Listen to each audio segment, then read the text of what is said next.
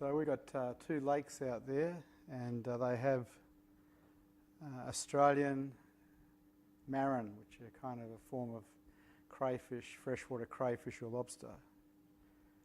And these, we see them, they come out as really little things like this, and they grow to about that big.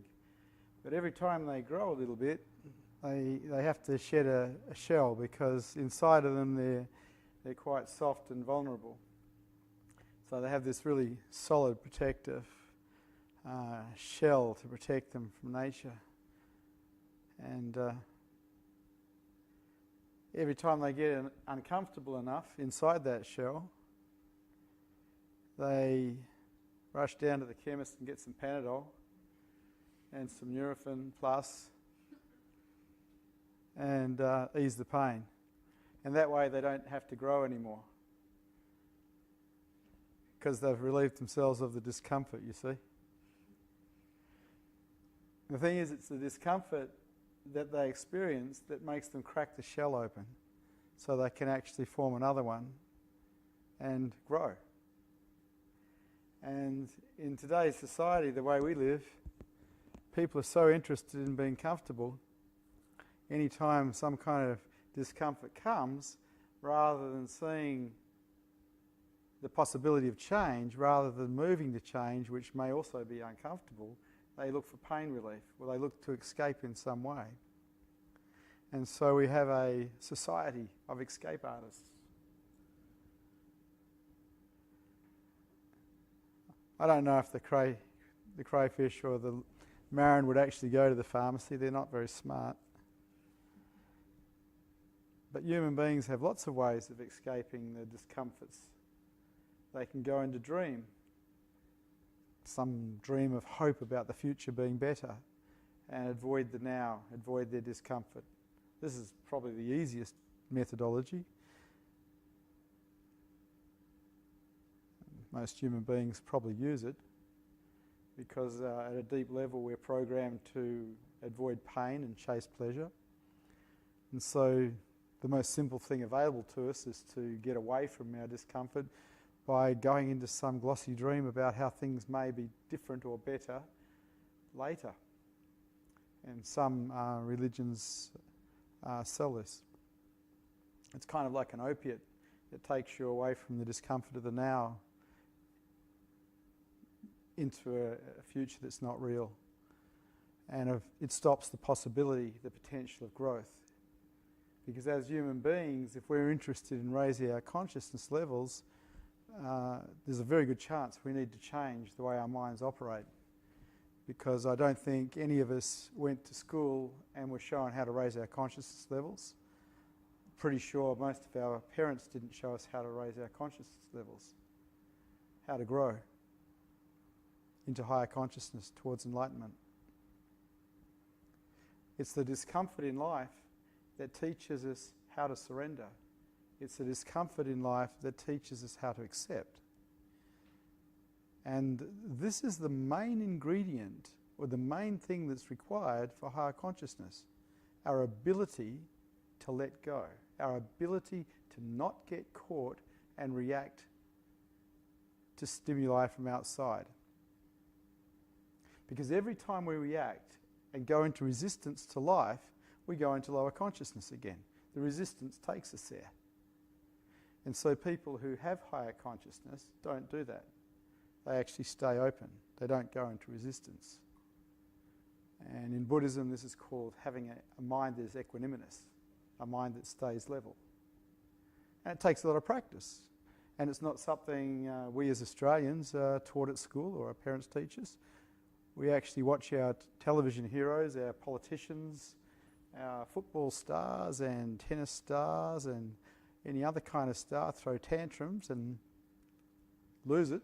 And we think that's cool. We think that we could copy that kind of behaviour. Oh, you can. But if you're interested in higher consciousness, that kind of behaviour keeps you in lower consciousness. It's a form of immaturity, in fact. And so if we're looking to higher consciousness, we need to really be okay with discomfort. That might sound a bit strange, but it's true. So if something doesn't go our way, if something goes wrong, instead of going into resistance to it or trying to avoid it through some kind of dream or drugs or alcohol or whatever your favourite escape is, mine is cups of tea. Unfortunately, it doesn't work that well. I love reality. See, the problem with dreaming is you're not really living when you're dreaming. You're existing, but you're not really living. You're not here. You're not with what is. You're with a dream. And I just love it. I love reality. I love being here. I love the intimacy of being with other human beings that tends to lack if you're dreaming all the time, because you're so isolated in that dream. It's not real, but you're locked in it. But unless you're willing to somehow be okay with the discomforts of life, there's a good chance you're going to be using that form of escapism. There's a good chance you might be using lots of forms of escapism. Alcohol, drugs, cigarettes, gambling, eating, refrigerator, television, movies, novels, sex. There's so many different ways we can escape, if we want, from what is. And that's all okay. There's not a problem. If people want to do that, it's fine. But if you're interested in higher consciousness, that is the wrong direction to go. It is about learning to be okay with what is. Learning to be okay, and I don't mean just okay, I mean warmly okay with what is. And then this life becomes quite beautiful, because you're no longer suffering in the same way that those who resist life suffer. Because if we look at life, life can be painful, but it's only when we resist that pain, it's only when we resist life that we suffer. Pain is just pain, it's a sensation. It's our resistance that is suffering. So when we become willing to face whatever it is that touches us, we're actually on the road to higher consciousness in that very willingness.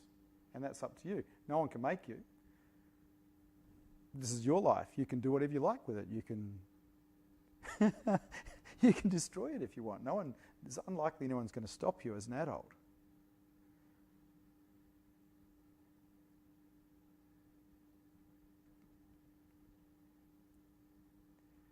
Whoa, that means you have to take responsibility for where you're at. Completely. We all create our own reality by the way we think. I watch people suffering. I've been watching people suffer my whole life. And I was very fortunate in my younger years to learn that being a victim of anything is a choice. Because when we turn ourselves into a victim, we resist life. We start blaming someone and we go down to lower consciousness levels. So I used to watch a lot of people suffering, particularly when I was running companies. I couldn't really get it. I thought there must be something wrong with them, because I wasn't like that. I could empathise with them, I felt for them, but I couldn't get why they were suffering. And it took me a while to realise that they were dwelling in victim-orientated thoughts where they were resisting life. And that was causing the suffering. And if they didn't... Look, bad things happen to everybody. Things go wrong all the time. The longer you live, the more things are going to go wrong. The more grief you're going to probably experience as well, because the more loss there's going to be. This is just human condition. But when we resist, when we become a victim, that's when we hurt ourselves. It's not the world that hurts us. The world does what the world does. It's not going to stop doing it. Our reaction to it is the problem. Our reaction to it is where we let ourselves down. So I say there's a choice to suffer or not. If you learn acceptance, if you learn surrender, if you learn non-resistance, which is the same thing, life is way cooler. Even though things are still going to go wrong. And you're going to lose things. Even though. And I've been trying to tell people this stuff for 40 years. But people want to be victims. They want to be right. They want other people to be wrong. They want situations to be wrong. They want to be hard done by. They fight for their right to suffer. I worked this 10 years as a psychotherapist, and people used to arm wrestle me for their suffering. It was incredible to watch. If I wasn't careful, I'd bite as well.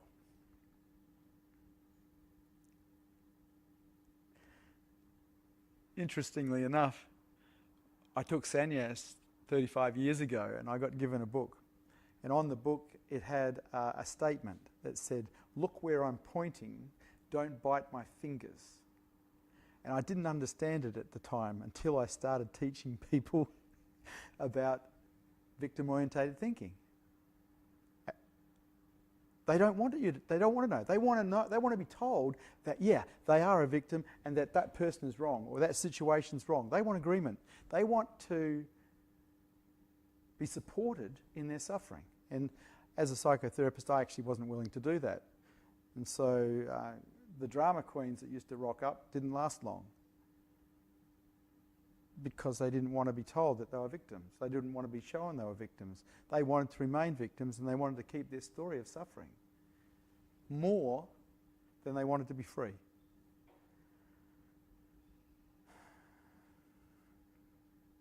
When I first discovered this thing about victim-orientated thinking, I thought it was gold. I thought I'd found diamonds. We don't have to be a victim. Bad things can happen, but we don't have to be a victim of it. It's just what is. No resistance required. I thought it was the best news I'd ever heard. At the time, I was 19 years old. It's up to you. When the marron, the freshwater lobster, gets uncomfortable, it cracks its shell open, grows. It bears the pain of cracking the shell open and gets out. It moves to change. I wonder how many humans do that, or how many humans just medicate themselves one way or another, whether it's with dream or drugs or alcohol or whatever, you know?